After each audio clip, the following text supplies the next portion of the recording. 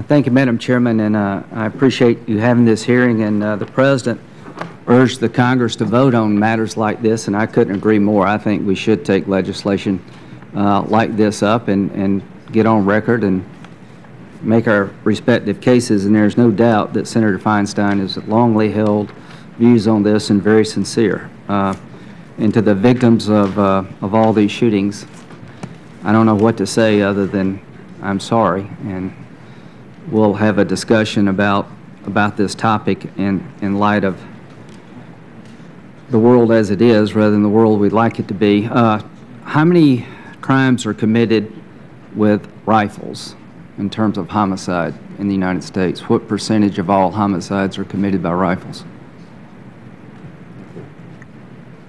Either one of you know?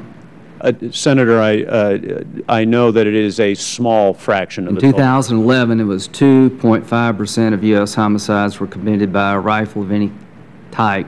Twice as many people were killed with bare hands.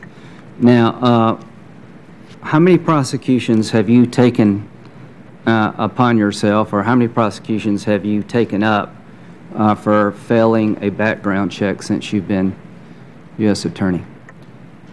Senator, off the top of my head, I'm not aware of any that we have done in the District of Colorado. Well, what I want to do is put into the record the federal background check form. It says up top you're subject to prosecution if you provide false information. How many cases have you referred to state prosecutions? On that particular point, for failing a background check. Senator, I don't have a specific number on that, but if I may, I do think it's important to recognize where our focus is. Our focus is on prosecuting criminals. Clearly your focus is not on prosecuting people who fail background checks. Would you agree with that? Our focus is on... If you haven't done any, how could you not disagree with that?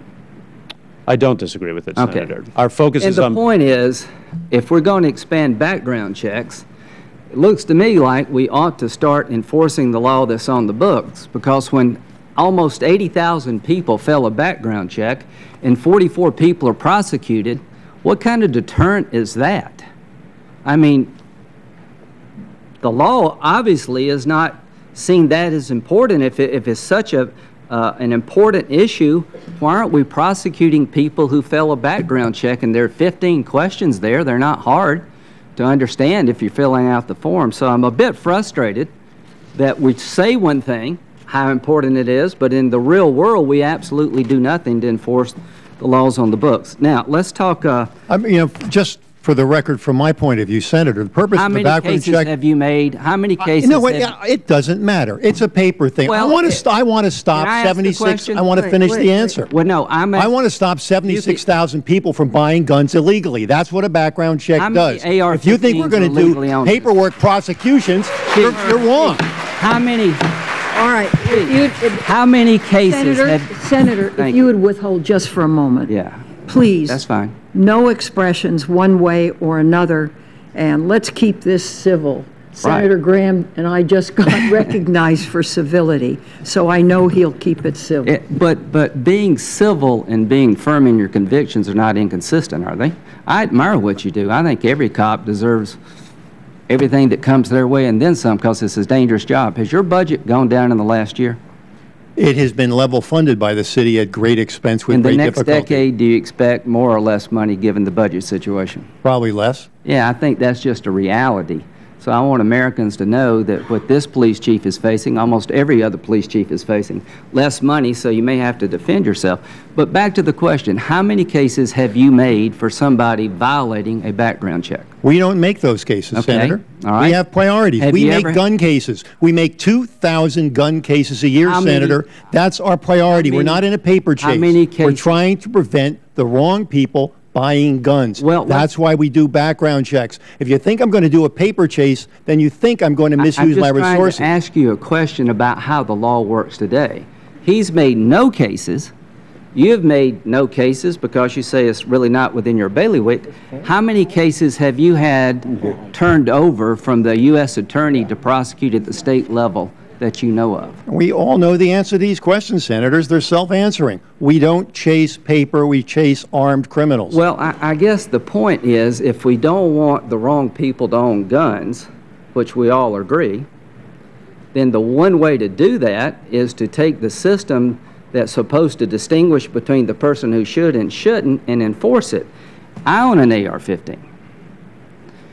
I passed the background check. Isn't it really about who has the gun, sometimes more than the gun itself? And I guess the point I'm trying to make, if there are 4 million AR-15s in this country owned by people like me, I think the argument would be that it is in common use.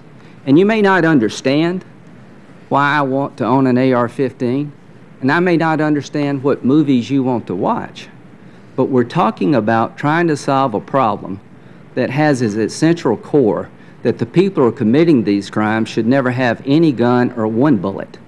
That's what we all agree on. And the best way to prevent crazy people, mentally unstable people from getting a weapon is to identify them somehow before they murder somebody to steal it or they try to buy one.